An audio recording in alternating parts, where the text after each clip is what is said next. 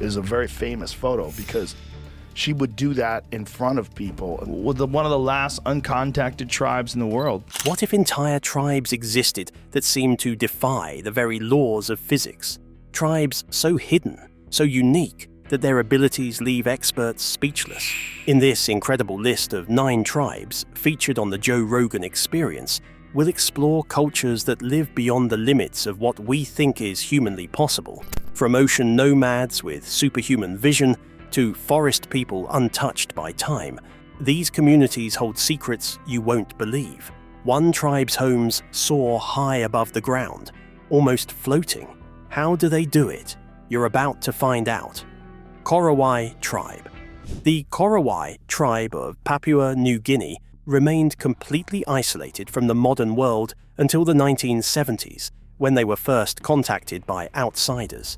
Up to that point, they had no knowledge of the outside world, and the world had no idea they existed. The Korowai are especially known for their remarkable architectural skills, building towering stilt houses that can reach heights of up to 140 feet.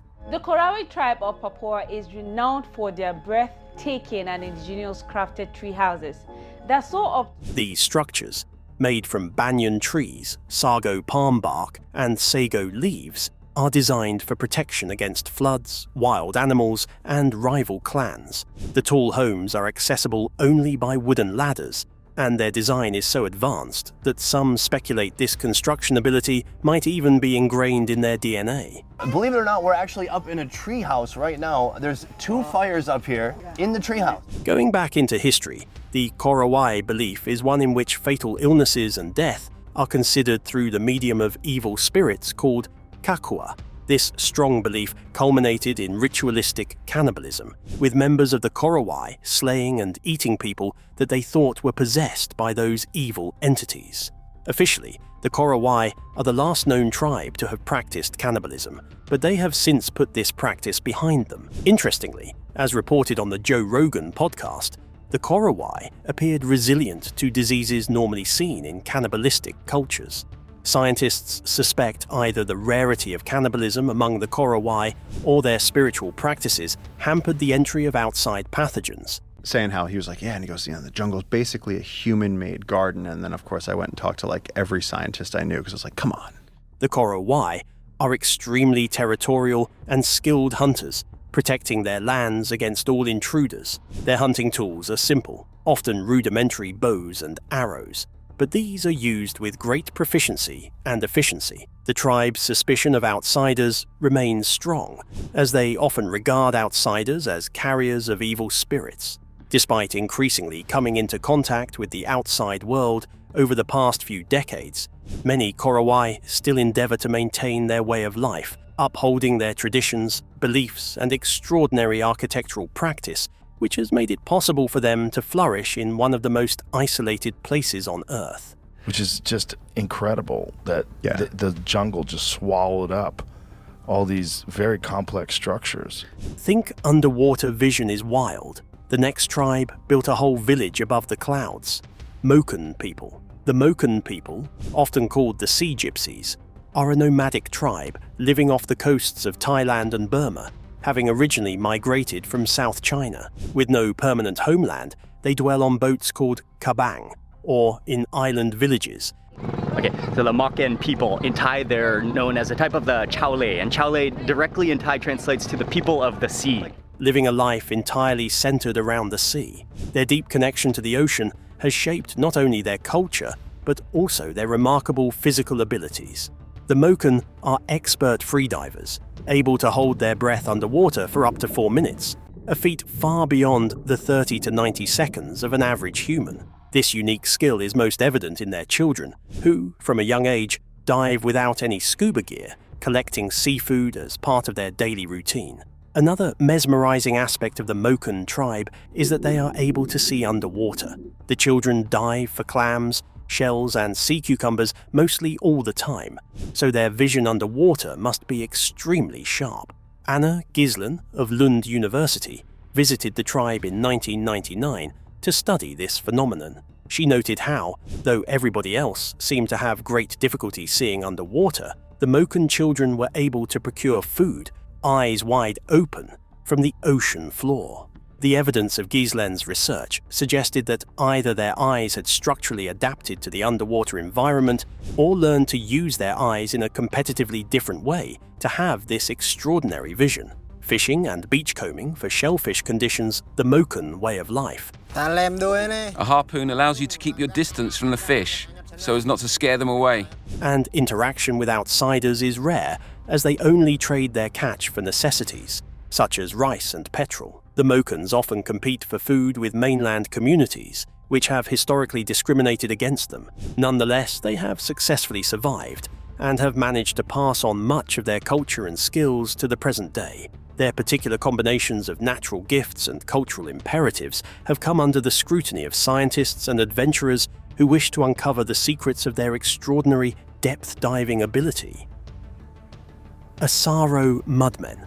The Asaro Mudmen are an indigenous group from Papua New Guinea, famous for their eerie appearance and the fascinating story behind it. According to legend, centuries ago, the Asaro people were attacked by a stronger neighboring tribe and fled into the nearby Asaro River. When their attackers came upon them, they mistook the mud-covered figures emerging from the river for ghostly spirits and fled in terror. Realizing the power of this illusion, the Asaro began coating their bodies in white clay to scare off enemies. Over time, they added frightening masks made from rocks, sticks, and clay to enhance the terrifying effect, since they believed the river mud was poisonous and avoided applying it to their faces. Unlike most tribal people of the region who paint themselves bright colors or wear elaborate decorations for war, the Asaro Mudmen have a bare but haunting appearance that has long earned them a reputation for fierce defense. Their warriors smear grayish-white mud all over their bodies and wear oversized clay masks featuring grotesque designs. At times, they also have red-painted bamboo claws on their fingers. These, besides their eerie, ghostly movements, help them build up an image that scared away further assaults. The terrifying image of Mudmen wasn't prepared for fighting, but as psychological warfare with which they might frighten possible assailants to retreat rather than summon them into battle.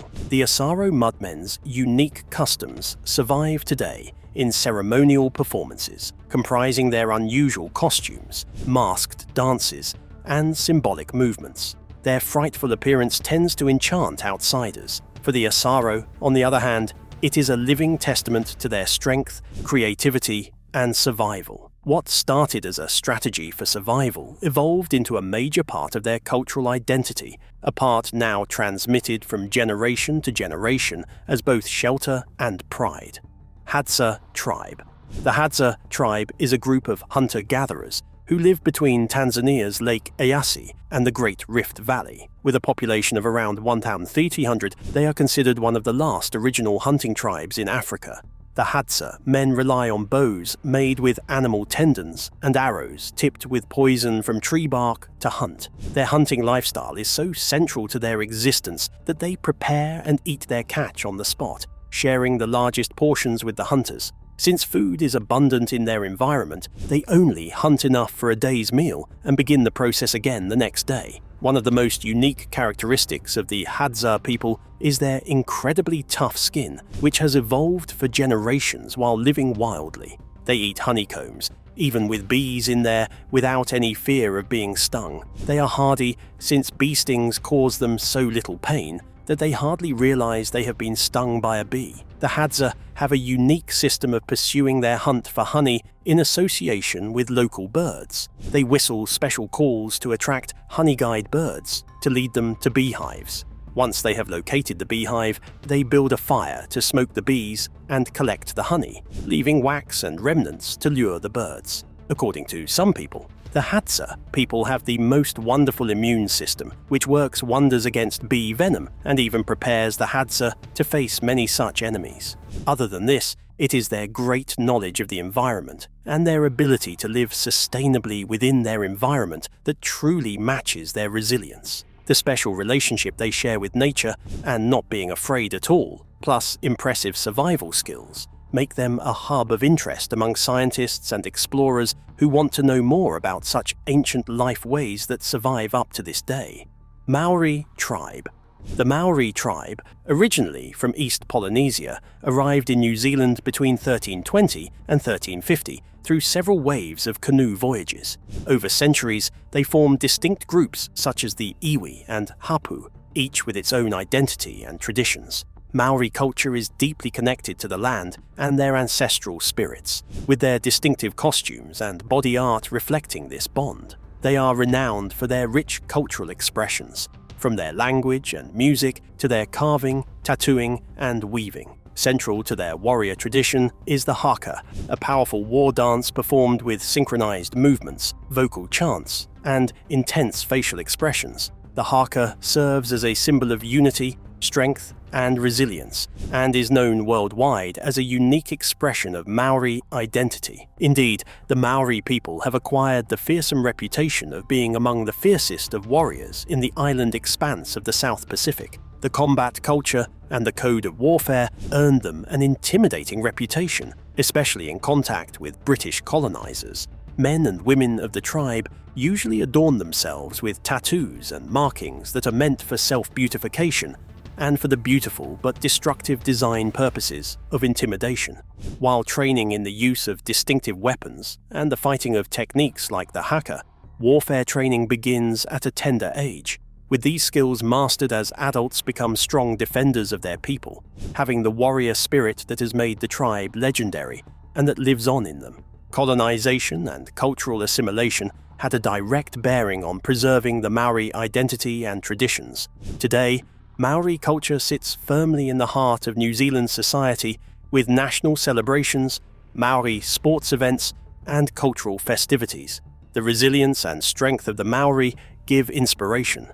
Ceremonial practices from the haka to carving and weaving arts also serve as constant reminders of their relationship with their ancestors and the land they identify with. Keep your breath steady. The next tribe takes strength and courage to tower new heights. Maasai tribe. The animals are repelled by the color red. It is a traditional Maasai outfit, but also used to scare animals. The Maasai tribe is one of the most famous and recognizable indigenous groups in Africa, known for their rich traditions, distinctive attire, and fearless warrior culture. They inhabit parts of northern, central, and southern Kenya, as well as northern Tanzania. Historically, the Maasai have been renowned as brave hunters and skilled cattle herders, with cattle forming the core of their economy and social structure. Wealth among Maasai men is measured by the number of cattle, wives, and children they have, and the first wife traditionally holds the highest status within the family. Their entire way of life revolves around cattle, which provide them with milk, blood, and meat, central elements of their diet. The most interesting parts of Maasai culture are probably tied to the physical strength and height of the Maasai people, which has given them so much recognition in the rest of the world. The jumping dance is a traditional way of jumping where the Maasai warriors leap into the air without any assistance. This dance is part of ceremonial activity in which they show strength and their ability to prove their manhood. Together with their lean, tall bodies and their calcium-rich diet, many have perceived them as defying gravity. Traditional lion hunting was a rite of passage into manhood for a Maasai boy and demonstrated bravery and skill, but it was adopted by the Maasai Olympics in 2012, a sporting competition that exhibits traditional warrior skills such as running, spear throwing, and cattle herding, all of which are carried out in an environmentally friendly manner. They have had to, over time, go through several challenges, including displacement from their lands due to different national parks and the creation of wildlife reserves. The Maasai, however, still carry on with many of their traditions, adapting here and there, yet preserving their identity. Their unique practices of blood mixed with milk and ceremonial drinking, to the striking red and beadwork branded on the body, have attracted many outsiders. Still, in the real sense, the Maasai have a culture that oscillates between the past and the praxis of present-day reality. The remainder remains a true story of fortitude and pride among cultures. Pygmies. The Pygmies, a collective term for several forest-dwelling groups such as the Mbuti, Aka, and Baka, inhabit the dense rainforests of Central Africa, including regions of the Congo, Cameroon, and the Central African Republic. Despite the term pygmy being considered offensive in some contexts today, these groups have a rich history that stretches back thousands of years. Known for their small stature, with the Mbuti rarely growing taller than 5 feet, they have adapted perfectly to their forest environment. Numbering between 130,000 and 170,000 across different groups, the pygmies are primarily hunter-gatherers, with a lifestyle that emphasizes harmony with nature, communal living, and remarkable physical strength despite their size. The pygmies are very skilled hunters who hunt by employing self-manufactured bows and spears with great acumen. Hunting, as well as collecting honey, tubers, fruits, and much more, forms the diet of these pygmies. Honey is the much more appreciated part of their diet, and to get it, some will even go above this height of more than 100 feet in the canopy. Accessing beehives is by climbing these heights. Honey is not picked up with bare hands, but instead, bees are subdued with smoke. This has a heightened experience and an assertion in their knowledge of the forest ecosystem. And so that's why we're trying to help the pygmies of Uganda right now. Visitors, mostly guests such as those mentioned in the Joe Rogan podcasts, witness these forest people as really muscular, fit, and endowed with their active and self-sustained lifestyle. Besides their advantages, in the past and present-day pygmies have had to contend with enormous threats from neighboring communities. Notorious for being cannibalized, they became an easy target for tribes that were bent on flesh and blood hunting. It was through their self-defense tactics and becoming highly trained trackers and warriors to defend the family from that time on. Presently, when threats against them and their cultural traditions seem to multiply, their persecution and displacement from traditional lands, and by continued logging, hunting, as well as farming in the forests, does say something about the survival of pygmies. Their continued survival and culture symbolize an unparalleled strength in human history. Dogon tribe. The Dogon tribe, native to the Bandiagara escarpment in Mali, is renowned for its unique way of life high above the plains. Over 1,000 years ago, the Dogon people fled to this remote, defensible location to escape forced conversion and violence from invading groups. Their villages are built into the cliffside of the Bandiagara escarpment, a sandstone formation rising about 1,600 feet, providing both safety and access to vital resources such as water from the nearby Niger River. This dramatic setting not only offered protection, but also allowed the Dogon to develop and preserve their rich cultural and spiritual traditions largely undisturbed. On the other hand, the Dogon community is known for proclaiming having profound scientific awareness of complicated belief systems. The Dogon did indeed enter the world into the 20th century, having had little other contact with modernity, and yet they have such mind-boggling and intricate knowledge about astronomy, anatomy, and pharmacology. The French anthropologists Marcel Griaule and Germain Dieterlen were the anthropologists who collaborated with the Dogon during the 1930s and 1940s, during which time they studied the modern calendar system and symbolic language of thousands of signs. Likewise, the Dogon have twin reverence, believing they are embodiments of divine beings and symbols of cosmic harmony, in a myth where all life once existed in pairs. In terms of culture, the Dogon have mask dances, wood carvings, and cliff dwellings, all of which represent their spiritual beliefs as well as their identity as a community. Only men participate in the sacred ceremonies of the masks, which are exhibited in conjunction with the ancestral rites and important events in the life of the community. Despite more than 500 years of persecution and the continuous threats of dominating religions, the Dogon have managed to maintain their traditions, making them one of the most studied and admired secluded tribes of Africa. Get ready for our top pick. It will leave you wondering how such a tradition ever began. Skeleton Tribe. The Skeleton Tribe, native to the Simbu province of Papua New Guinea, is famous for its striking body art and the fascinating legend that inspired it. Around 200 years ago, a group of hunters from this community mysteriously disappeared while hunting in the mountains. When a search party set out to find them, they stumbled upon a cave filled with skeletons and encountered a fearsome monster. To survive, the warriors cleverly painted their bodies with black and white clay to resemble the fallen hunters' skeletons.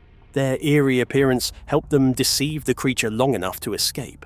This ingenious strategy marked the beginning of their tradition of skeleton body paint, which has since become a powerful symbol of their identity and resilience. And besides the conspicuous body paint, there is so much happening that has been passed down from generational lines within the culture and life of the skeleton tribe. The face paints are not for glamour, but rather for psychological warfare, scaring enemies and warding off threats. With black and white clays, warriors paint intricate designs on their bodies that give the appearance of human skeletons, an image of horror that is impossible to forget. But in addition to body art, these traditions also encompass dancing in splendid colors, drumming in great rhythm, and singing songs that recount their history and spiritual beliefs. Such practices foster their feeling of togetherness and connection to their ancestors. The uniqueness in appearance and rituals of the skeleton tribe makes them one of the most visually extraordinary and culturally compelling groups in Papua New Guinea. The eerie look attracts the attention of outsiders, yet for the tribe, it serves as a constant reminder of the courage and ingenuity of their ancestors. Thanks for watching. If you enjoyed this dive into the world's most fascinating tribes, don't forget to like, comment with your thoughts, and subscribe for more incredible stories. And hey, check out the next video on your screen right now. You won't want to miss it.